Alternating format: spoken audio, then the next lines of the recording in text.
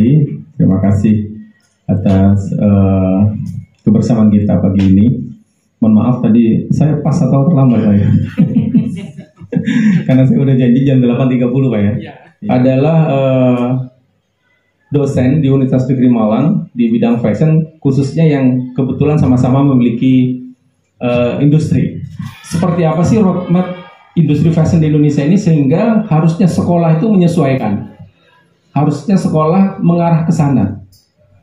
Kemudian yang keempat, kompetensi siswa yang seperti apa yang dibutuhkan oleh industri. Itu berkaitan dengan kami sebagai orang industri, akan coba kami sampaikan, nanti Bapak Ibu bisa terapkan di kurikulum atau muatan konten dari materi yang Bapak Ibu ajarkan di sekolah. Dan yang terakhir tentang fashion trend forecasting. Yang ini Into MF namanya. Into MF ini terbesar di Asia yang melaksanakan B. Insya Allah suatu saat pasti ikut SMK Al-Maliki ini, karena ini program pemerintah khususnya lebih kepada mengangkat potensi-potensi yang ada di pondok pesantren dan sekolah umum tentunya. Tapi yang banyak ke pondok pesantren karena apa? Karena arahnya ke industri fashion muslim. Jadi Indonesia ini Bapak Ibu nanti ke depan industrinya itu industri fashion muslim. Nah ini kompetensi SDM. Gak tahu nanti Bapak Ibu menjabarkannya, silakan dijabarkan sendiri. Yang jelas saya di industri butuh siswa yang seperti ini, yang punya kemampuan seperti ini. Silakan dimasukkan di pembelajaran yang mana, mata kuliah yang mana. Yang pertama tentang karakter, akhlak. Ini berkaitan dengan soft skill ya. Karakter akhlak ini lebih berkaitan dengan soft skill. Contohnya misalkan dia harus jujur, dia harus kreatif, itu penting, kreatif. Kemudian sikap kritis, jadi cerdas dalam menangkap pembelajaran, kritis terhadap apa yang disampaikan oleh guru. Dan jujur, ini yang agak sulit ya, jujur. Kedua, ini masih kaitannya dengan kolaborasi dan kerjasama. Makanya ibu-ibu, proses pembelajaran harus dibuat berkelompok, kerja proyek untuk melatih ini. Sekarang tuh semuanya harus dibuat proyek. Karena tadi itu kita ngomong kan, bolak-balik ngomong Indonesia harus ada kolaborasi terakhir itu, mark point itu kolaborasi. Kolaborasi itu kan bekerja kelompok, bekerja sama. Nah ini harus ada. Kita butuh anak yang gampang, mudah bekerja sama. Bukan yang insecure atau malah nggak mau berinteraksi dengan yang lainnya. Harus mudah bekerja sama. Bagaimana caranya? Ya dilatih dengan apa? Dibuat tugas berkelompok terus. Semua pelajaran. Pak, apakah semua mata pelajaran bisa? Bisa lah. Kalau kita mau bisa. Pendidikan agama ya bisa. Ngurus mayit itu kolaborasi. Itu nggak bisa satu orang mayit. Aduh, kok ngeri. Contohnya ngeri. Jumatan harus kolaborasi, nggak bisa sendirian. Ya, Pak?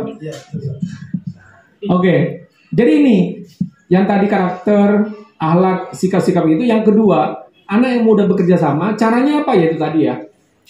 Bikin pembelajaran itu dengan berkelompok. Yang paling penting menurut saya sekarang, karena industri kita udah sedemikian maju di Indonesia ini, dan roadmap pendidikan terutama di Indonesia khususnya, terutama bidang fashion, Indonesia akan menjadi pusat mode dunia. Maka teman-teman yang khususnya ada SMK yang ada di pondok pesantren, sekali lagi silakan mulai sekarang mempersiapkan diri dengan lebih bersifat terbuka, lebih bisa menerima hal-hal yang lebih baru ke depan. Karena apa?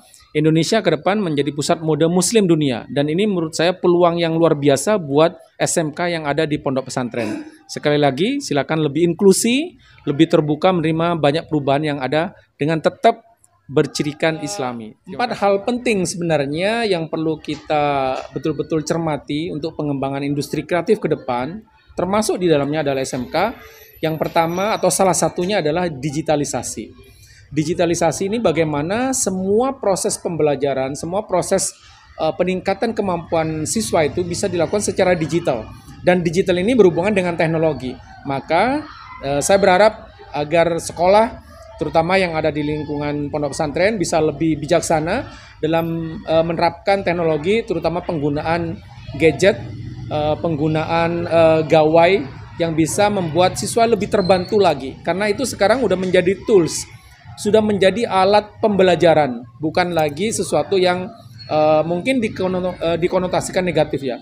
Tapi bagaimana kita bisa memanfaatkan itu sebagai sebuah tool agar pembelajaran lebih efektif dan bagiannya Cak Syukur ini tantangannya sangat berat. Sangat berat nih. Jam-jam segini biasanya kalau mau pondokan itu turu ya. Oleh karena itu temanya juga sangat berat. Temanya adalah terkait dengan budaya kerja, penerapan budaya kerja. Tadi dari Pak Agus juga sudah banyak diceritakan gimana kebutuhan dunia usaha, dunia industri, kompetensinya seperti apa. Tadi sudah disinggung budaya-budayanya. Jadi dua hal, materi dan kondisi, situasi, waktu sangat berat Pak Haji, Cak Syukur nih. Oleh karena itu kita sepakati aja sampai jam berapa kita? Sekarang jam 12 lebih. Sekarang jam 12 sampai setengah 1. Berarti setengah jam saja. Gimana? Ya, oleh karena Cak Syukur menyesuaikan, kita bikin kesepakatan aja, nanti Cak Syukur mendendam sampai jam 19 dengan mulai jam 1 gimana coba. Ayo, karena tantangan kita berat nih. Ya, saya menyadari Bapak Ibu tantangan kita berat. Tadi makanya saya banyak diskusi juga dengan Pak Agus ya. Tantangan kita yang paling berat adalah ketika kita menerapkan budaya kerja industri, harus menghadirkan ke sekolah luar biasa. Karena sekolah kita ini sekolah berbasis pondok pesantren. Tadi juga sudah banyak saya keliling dengan Pak Habib, ternyata betul iya, dan itu menjadi tantangan kita terberat. Sampai jam berapa, Yai?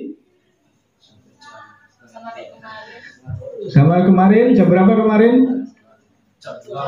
Jam 2. Soalnya kalau Cak Syukur biasanya sampai jam 19 Yai, minim sampai dengan jam 17. Nah ini mulainya aja Cak Syukur udah jam 1 ini ya. Jadi Bapak Ibu, jadi tidak lain tujuan kita itu memenuhi apa yang tadi disampaikan oleh Pak Agus. Pak Agus tadi kebetulan dua kaki, beliau ada di lembaga pendidikan, beliau juga ada di industri, termasuk program yang sudah kita pernah melaksanakan teaching factory untuk yang teknik bisnis sepeda motor. Pada waktu itu sudah kita mulai start dengan juga peningkatan kompetensi gurunya. Tapi sampai sekarang boro-boro factory Pak Syukur teaching itu susah kita cari. Halo. Nah sekarang kita biar berpusat pada peserta didik, biar berpusat pada siswa.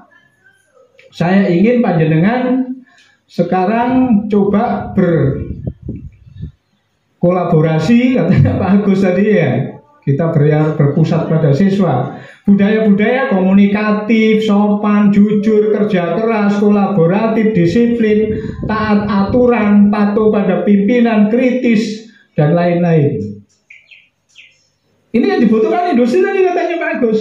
Siswa kita pintar tapi ketika menjelaskan gak bisa. Menjelaskan itu dia memasarkan gitu. Gak bisa. Kita biasakan ke siswa untuk bersila. Itu bagian dari budaya kerja gitu.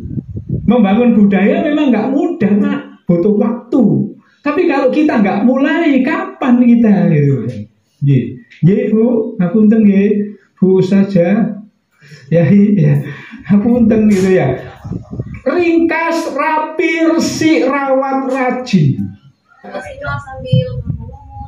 Nah, akhirnya sudah diperingatkan ya. Nah, tapi Ibu sebagai pengajar, sebagai pendidik di sana sudah diperingatkan, jangan kemudian putus asa. Tetap harus kita terapkan. Nah, ini tantangan bagi kita Bapak Ibu. Ya. Padahal gurunya sendiri menyadari kalau bekerja seperti itu pasti pengaruh terhadap kesehatan. Yang kedua, hasil kerjanya mesti nggak bagus. Yang ketiga, produktivitasnya mesti rendah. Padahal di industri ketika siswa panjenengan nanti masuk ke garment ditarget itu satu hari dia harus dapat sekian potong ya. Siap? Setuju? Setuju. Siap? Siap. SMK? Bisa. SMK? Bisa. SMK Maliki apa? Malkis. We lost Malkis. Apa SMK Maliki? We love Malkis. Apa itu Malkis itu? Oh. SMK? Bisa. SMK? Hebat. SMK Al-Maliki? Bisa 9. Ya, diulangi ya Allah. Biar nggak ngantuk panjenengan ya. Saya Cak Syukur nggak teriak-teriak gini ngantuk panjenengan nanti ya. Allah ya. Nama diapakan dulu? Ya Allah. Mana perbedaannya? Gimana Bu? Apa tadi? Beriman, inovatif, tangguh, semangat, berkebinekaan global dalam pergaulan. Wes hafal? Di WA.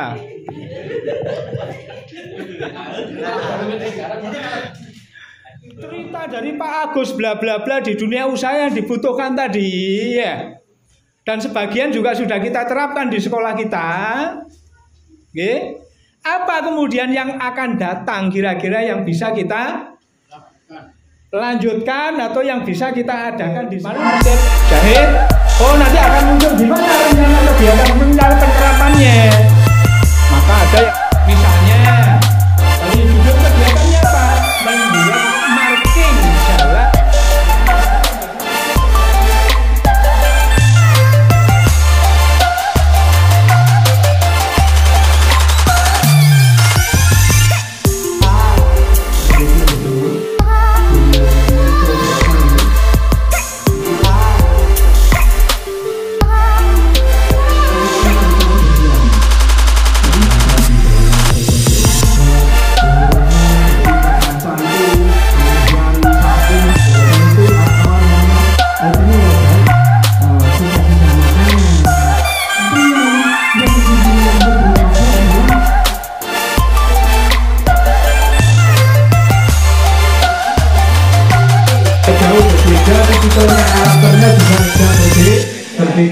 Oleh karena akhir datang duluan pulang akhir prinsip itu kata ayat Al-Maliki apa nih komunitas ayat Al-Maliki gitu ya itu ya sudah punya sertifikat PMN angkat tangan yang sudah punya sertifikat berapa Pak?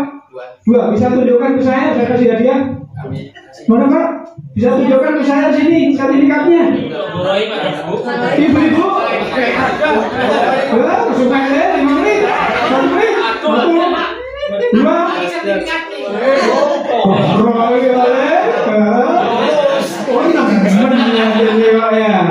halo Pak, mana Pak?